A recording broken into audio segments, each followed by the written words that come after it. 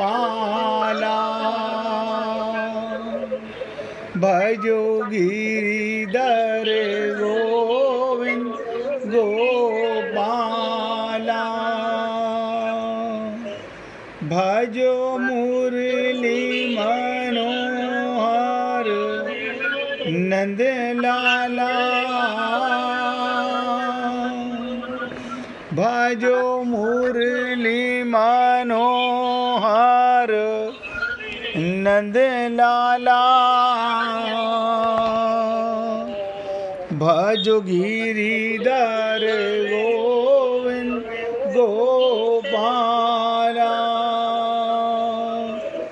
भजो गिरिधर गोविंद गोपाला भजो मुरली मनोहर नंद लाला भजो मुरली मनोहर नंद लाला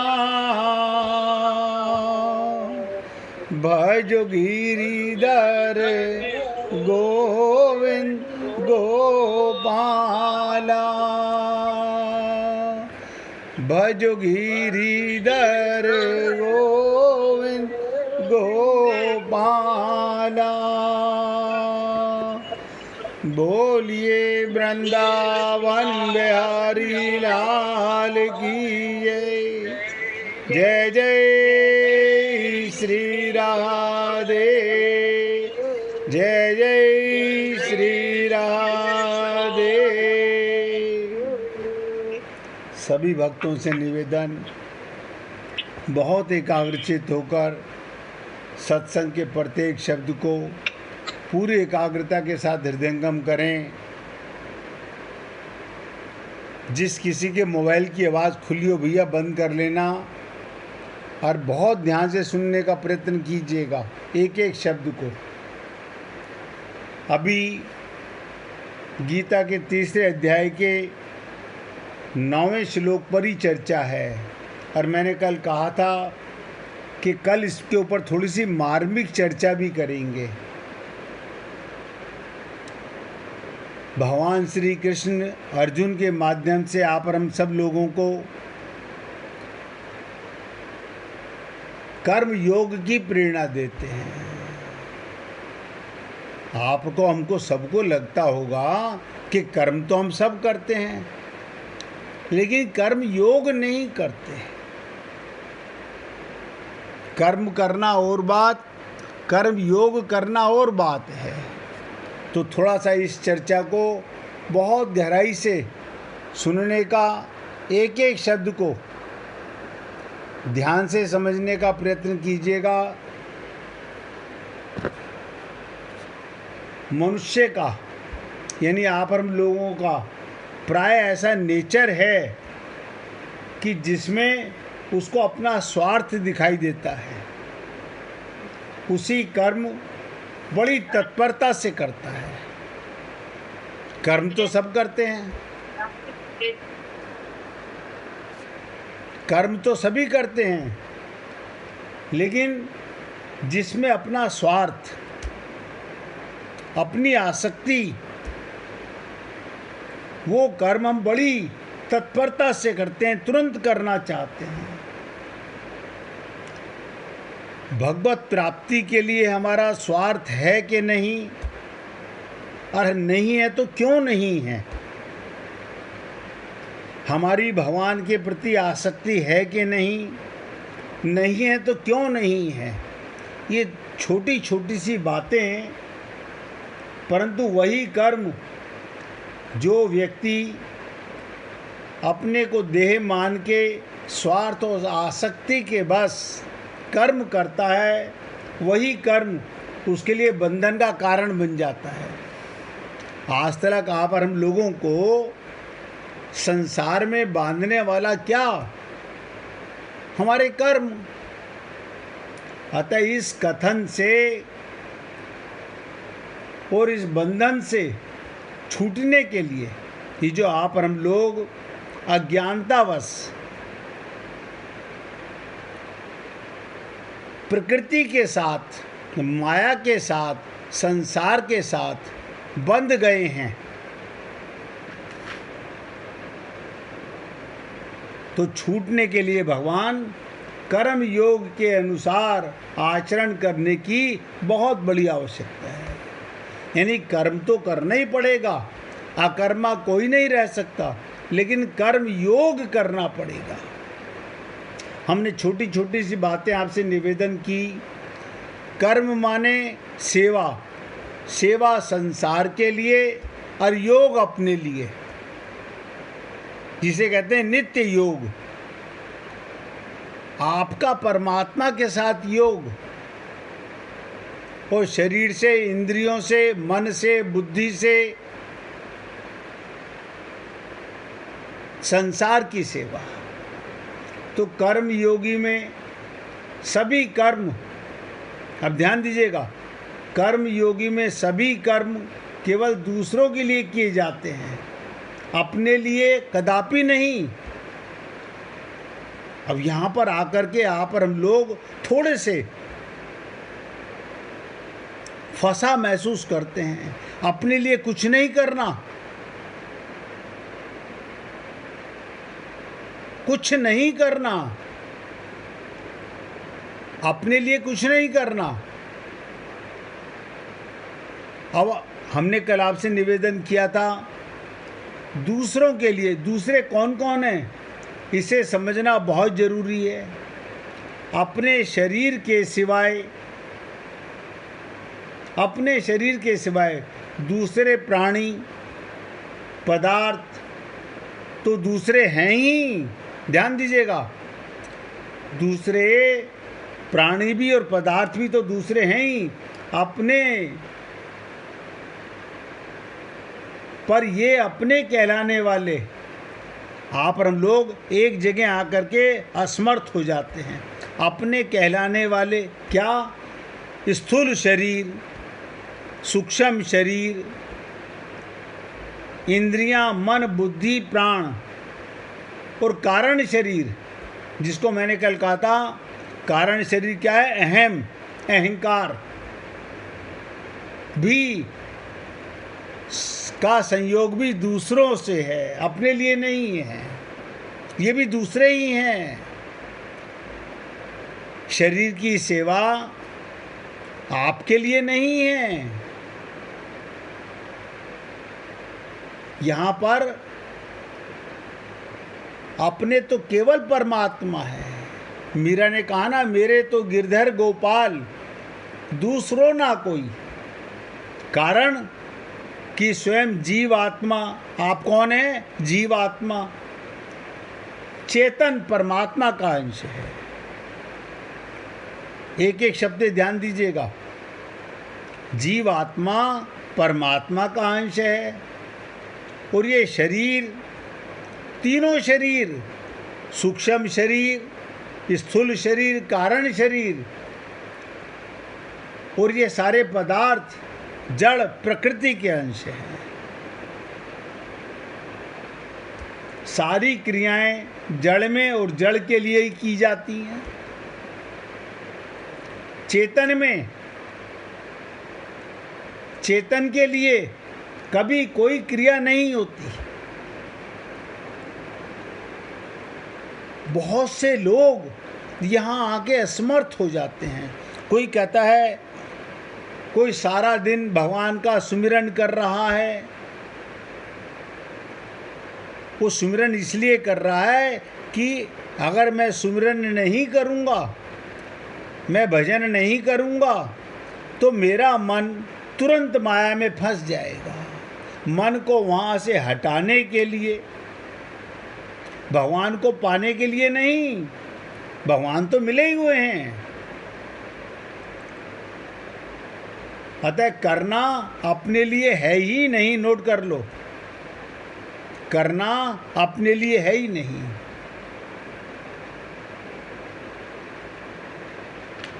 अपने लिए नहीं, कभी हुआ नहीं और हो सकता नहीं। आप अपने लिए क्या करोगे बताइए? संसार से मिले हुए इन शरीरों को स्थूल शरीर, कारण शरीर, सूक्ष्म शरीर आदि जड़ पदार्थों की चेतन जितने अंश जिसमें आता है मैं और मेरा, ये दो शब्द नोट कर लो, मैं और मेरा, और मेरे लिए मान लेता है, उतने अंश में उसका स्वभाव अपने लिए करने का हो जाता है। आपने मैं गलत ज्ञान कर लिया, मेरा गलत ज्ञान कर लिया, मेरे लिए गलत का ज्ञान कर लिया। आत्मा के लिए किसी घर की जरूरत नहीं है, शरीर के लिए घर की जरूरत है। आप मकान बनाते हो, मकान में रहते हो, वस्त्र धारण करते हो, आप भोजन करते हो, आत्मा के लिए नहीं। आत्मा को किसी घर की आवश्यकता नहीं है। ये सब चीज़ें जड़ पदार्थों के लिए, जड़ शरीर के लिए, मैं, मेरा और मेरे लिए, ये तीन चीज़ें।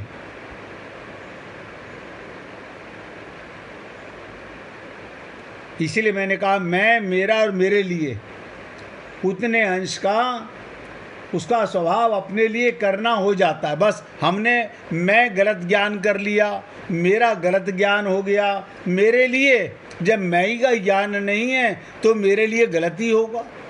और ये त्रुटि हमारी इस जन्म की नहीं है, अनंत जन्मों से चली आ रही है। अन्यथा आप हम लोग पापी तो हैं नहीं, हम कोई राक्षस नहीं हैं, लेकिन अपने स्वरूप को नहीं जानते, अपने स्वरूप में स्थित नहीं होते, अपने को आत्मा नहीं मानते, और सदा से ये त्रुटि आप और हम लोग करते आ रहे हैं। इसलिए निवेदन करते हैं भगवान श्री कृष्ण गीता में अर्जुन के माध्यम से, कर्म योग, कर्म माने संसार के लिए, जड़ पदार्थों के लिए, और योग अपने लिए, इसे कर्म योग कहते हैं। अतः दूसरों के लिए कर्म करने से ममता, आसक्ति सुगमता से मिट जाती है। तो कर्म किसके लिए करना है? दूसरों के लिए। क्या मतलब? इससे क्या फर्क पड़ेगा? ममता समाप्त होगी, आसक्ति समाप्त होगी, स्वार्थ समाप्त होगा। और देखिए, मैं रोज निवेदन करता हूँ, किसी भी भक्त को कहीं पर भी कोई शब्द समझने में जरा सी भी कठिनता हो तो खुलकर पूछिए। पूछिए मिश्रा जी। ये जैसे कि कर्म है दूसरों के लिए और योग है अपने लिए। बहुत सुंदर। लेकिन जब आप दूसरों के लिए कुछ कर्म करोगे तो उसमें भी तो आपको कुछ मोह पैदा हो जाए। जैसे मान लो आपने किसी के लिए कुछ किया, मान लो आपने एक बच्चे को पढ़ा दिया, तो फिर आपको भी उसके ऊपर में कुछ आना शुरू हो जाएगा ना। मैं वही बताना चाह रहा हूँ। आप मुझे बताइए, आप अपने मकान का काम कराते हैं, अब मकान तो जड़ है, उसमें भी मोह हो जाता है। हो गया ना। आप अपने बच्चे को पढ़ाते हैं, लिखाते हैं, उसमें मोह का मतलब क्या? शरीर मान के या आत्मा मान के मोह कर रहे हैं? अच्छा, हाँ, अगर शरीर मान के कर रहे हैं तभी गड़बड़ हो जाता है। बस गड़बड़ी यहाँ पर है। आत्मा मान के, आत्मा के लिए कुछ नहीं करना, आप उसके शरीर की सेवा कर रहे हैं। समझ में आया? नहीं, लेकिन जैसे आप किसी के लिए कुछ कर रहे हैं, हाँ, किसी के लिए भी करो। हाँ, तो आत्मा के लिए कर रहे हैं कि शरीर के लिए कर रहे हैं? मैं वही बताना चाहूँ, आत्मा के लिए कुछ नहीं करना। अच्छा, देखो, आप बता देता हूँ, ये संत महात्मा हमारे को जो बार बार संसार से हटने का और अपना संबंध भगवान में लगाने का, तो वो हमारा परिचय कराते हैं कि तुम शरीर नहीं हो, तुम आत्मा हो। तो कर्म शरीर के लिए, मैंने आपसे कहा शरीर की सेवा करो, आत्मा की सेवा नहीं कर सकते। आत्मा तो आप हैं। अब हमारे अपने शरीर में ही मैं पना आ गया, मेरा पना, ये मेरा शरीर, हाँ आ गई ना ममता। राइट। आप बताइए, अगर ये मेरा शरीर है तो इसकी तो मृत्यु हो जाएगी। मैं तो अजन्मा हूँ, मैं तो कभी मरूंगा नहीं। राइट। तो जैसे अनंत जन्मों में अनंत शरीर, अनंत परिवार, अनंत मकान आप और हम लोगों ने देखे, वो कहाँ हैं? तो इन्हें नटशेल ये हो गया कि जो कर्म है वो दूसरों के लिए है। बहुत सुंदर। उस दूसरों में आपका शरीर भी नहीं था। आप जो अपने शरीर के लिए कर रहे हो वो भी कर्म ही है। बिल्कुल बिल्कुल, अपने शरीर के लिए भी कर्म है और दूसरे के लिए भी। आप मुझे बताइए, आप अपने शरीर के लिए कब तक कर रहे हो? जब तक आप शरीर में हो। हाँ, जब शरीर चला गया तो कुछ नहीं कर सकते। इसलिए आप तो अजन्मा हो। और ध्यान से सुनिएगा तृप्ता जी, आप भी कुछ पूछना चाहती हैं? आप बहुत ध्यान से सुनिएगा, शरीर की अवस्थाएं क्या हैं। आप और हम लोगों ने शरीर देखा, बचपन में भी शरीर था, जवानी भी थी और बुढ़ापा भी। बदलने वाला शरीर, आत्मा कभी नहीं बदलती, मैं वही हूँ। इस रूप में अपनी एक निरंतर रहने वाली सत्ता का प्राणी मात्र को अनुभव होता है। मैं जब छोटा सा बच्चा था, जब मैं पढ़ने गया, जब मैं जवान हुआ, जब मेरा विवाह हुआ, अब मेरा शरीर बूढ़ा हो गया, ये सारी शरीर की जड़ की अवस्थाएं हैं, आपकी अवस्था नहीं है। तो आपको अनुभव हुआ बचपन का शरीर मर गया, माने मिट गया, जवानी का शरीर मिट गया, ऐसे ये बुढ़ापे का शरीर भी रहेगा नहीं। लेकिन मैं बचपन में भी था, जवानी में भी था, बुढ़ापे में भी हूँ, मैं अजन्मा हूँ। मैं पहले भी था और मैं बाद में भी रहूँगा। इससे साबित होता है मैं वही हूँ। इस रूप में अपनी एक निरंतर रहने वाली सत्ता प्राणी मात्र को अनुभव हो जाती है। अब ध्यान दीजिएगा, जब आप अपने को अनुभव करोगे तभी तो परमात्मा को अनुभव कर पाओगे। आप शरीर से भगवान को पकड़ना चाहते हो, यानी आपका शरीर जड़ और भगवान चेतन। जड़ से परमात्मा को कैसे पकड़ोगे? जैसे ही आपको अपनी अनुभूति होगी, उसी समय आपको भगवान के प्रेम की, आनंद की अनुभूति होने लगेगी। वो अनिर्वचनीय होगी, गूंगे का गुड़ होगी, बता नहीं पाओगे।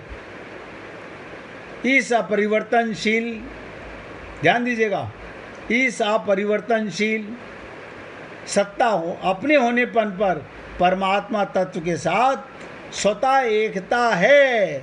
एकता क्या मतलब? हमारे पिता हर जन्म में बदलते रहे, हमारी माता हर जन्म में बदलते रहे, हमारे पति, हमारी पत्नी, हमारे बच्चे, हमारा मकान, हमारा देश सब बदलता रहा, लेकिन परमात्मा सदा से हमारे साथ है।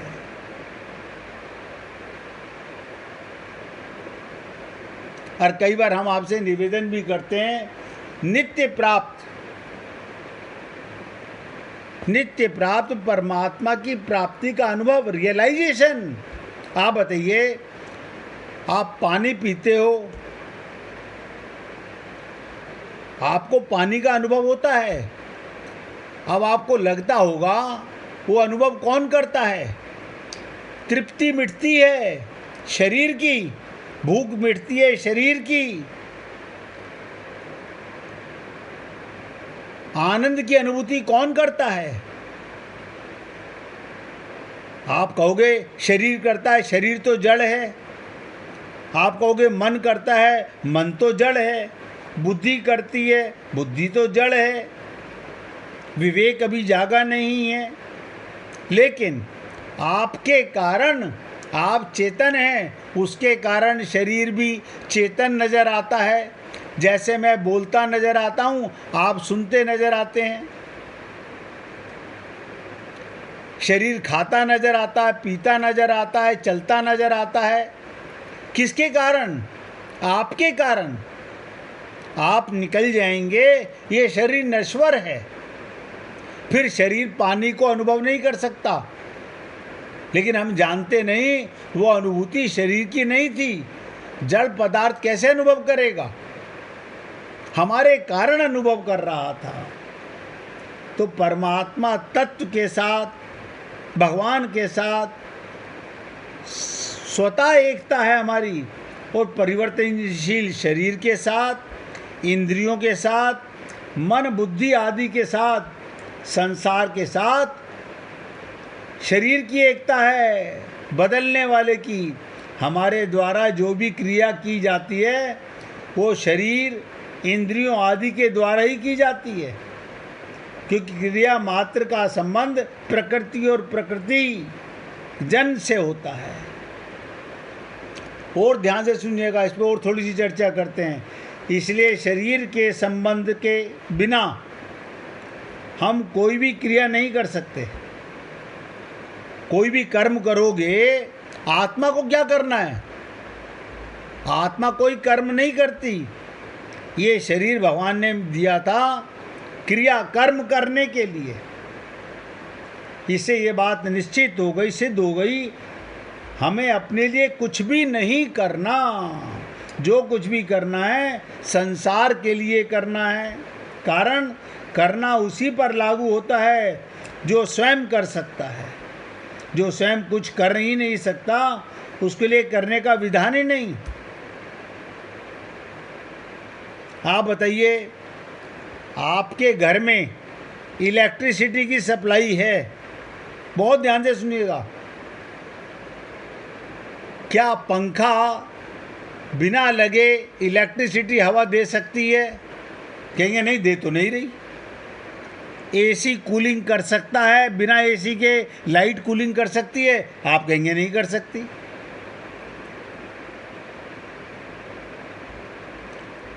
आप टीवी लगाते हो, मोबाइल पे सुन रहे हो, अगर इसके अंदर बैटरी ना हो, पावर ना हो, ऐसे ही शरीर में आत्मा ना हो, तो इलेक्ट्रिसिटी को कुछ नहीं करना, वो कम भी नहीं होती। जो आत्मा है वो घिसती नहीं है, आत्मा बूढ़ी होती नहीं है, आत्मा पैदा होती नहीं है, आत्मा मरती नहीं है। इसलिए हे पुण्य आत्माओं, शरीर के संबंध के बिना हम कोई भी क्रिया नहीं कर सकते। इससे ये बात निश्चित रूप से सिद्ध होती है, हमें अपने लिए कुछ भी नहीं करना। जो कुछ करना है संसार के लिए करना है। कारण करना उसी पर लागू होता है जो स्वयं कर सकता है। जो स्वयं कुछ नहीं कर सकता, उसके लिए करने का विधान ही नहीं। आत्मा क्या करेगी? जो कुछ किया जाता है संसार की सहायता से, संसार की सहायता के लिए किया जाता है। ये छोटी छोटी सी बातें हैं, लेकिन आप और हम लोग अनंत जन्मों से उलझे हुए हैं। हम गीता भी पाठ करते हैं, भागवत भी पाठ करते हैं, रामचरितमानस का पाठ भी करते हैं, तो उनसे आपको आत्मज्ञान होना चाहिए था। आत्मज्ञान होना चाहिए था। कहते ना, पोथी पढ़ पढ़ जग मुआ, भयान पंडित कोई, ढाई आखर प्रेम का पढ़े सुपंडित होई। इन शास्त्रों से, वेदों से, पुराणों से, उपनिषदों से, गीता भागवत रामायण से हमें अपना पता चला कि मैं शरीर नहीं हूँ। संत महात्मा हमें क्या बताते हैं? जो चीज़ हम नहीं समझ पाते वो केवल हमें एक्सप्लेन करते हैं, लिखा हुआ वही है। इसलिए संसार की सहायता से शरीर की सहायता के से ही किया जाता है। अतः करना संसार के लिए, अपने लिए करने से मनुष्य कर्मों से बंधता है। ध्यान दीजिएगा, आप हम लोग आज तक क्यों बंधते रहे?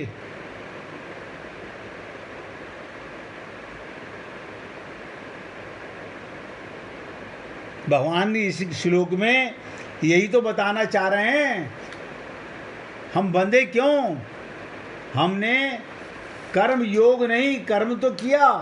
भगवान इस श्लोक में यही कह रहे हैं, यज्ञार्थ कर्मणो अन्यत्र है, लोका अयम कर्म बंधना। हम लोग बंध क्यों गए? हम अपने को कर्ता मानने लग गए। आत्मा कर्ता नहीं है।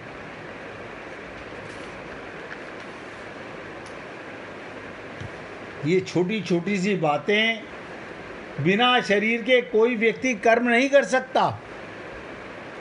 आप बताइए, कोई बहुत बड़ा प्रोफेसर अगर शरीर छोड़ से निकलने के बाद हम उसके शरीर से कहें आप हमें ज्ञान दीजिए, वो शरीर में था तो ज्ञान दे सकता था, शरीर से जाने के बाद ज्ञान कैसे देगा? उसके शब्द हमें ज्ञान देंगे। जैसे वेद व्यास जी द्वारा कृत ये ग्रंथ हमारे को ज्ञान देते हैं, समझाते हैं।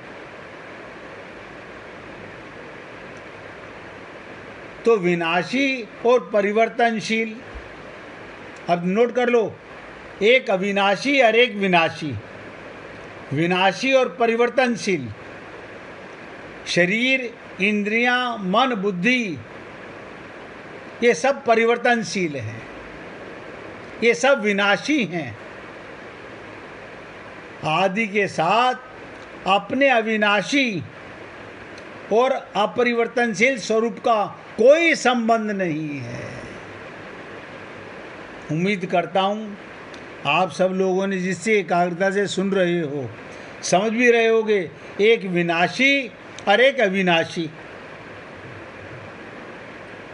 आप विनाशी नहीं हो। रामचरितमानस भी यही बता रही है, ईश्वर अंश जीव अविनाशी। आप अविनाशी हो और हमारे मन में बस कुछ दिनों बाद हम मरने वाले हैं। अरे बाबा, शरीर मरने वाला है। इस शरीर में आकर के भी अगर हमें अपना पता नहीं चला, हमें तत्व ज्ञान नहीं हुआ, मैं अजन्मा हूँ, अमर हूँ, अविनाशी हूँ, तो फिर इस शरीर में आने का कोई लाभ ही नहीं रहा।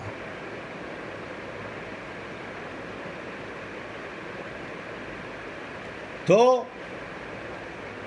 अपने अविनाशी अपरिवर्तनशील, देखिएगा, आत्मा में कोई परिवर्तन नहीं, स्वरूप का कोई संबंध नहीं, यानी आत्मा का जड़ से कोई संबंध नहीं, इसलिए अपना और अपने लिए कुछ भी नहीं। इस संसार में जिनकी आप सेवा करते हो, उन आत्माओं से तो आपका संबंध है, लेकिन आपको अपना ही आत्मज्ञान नहीं है, तो उनके आत्मा का क्या ज्ञान होगा? आप अपने को ही शरीर मानते हो, उनको भी शरीर मानते हो। इसलिए शरीर आदि की सहायता के बिना हम कुछ नहीं कर सकते। ये शरीर संसार की सेवा के लिए मिला है। इस देह में बस अपने लिए क्या है? संत महात्मा हमें तत्व ज्ञान की ओर प्रेरित करते हैं। कहते ना, इस देह में हरि मिलते हैं, यानी पाने के लिए जो मिला हुआ है प्रीतम, इधर से मन हटाना और इधर लगाना। रामचरितमानस भी कह रही है, सन्मुख होए जीव मोई जब हई। हम भगवान से विमुख हैं। कारण क्या है?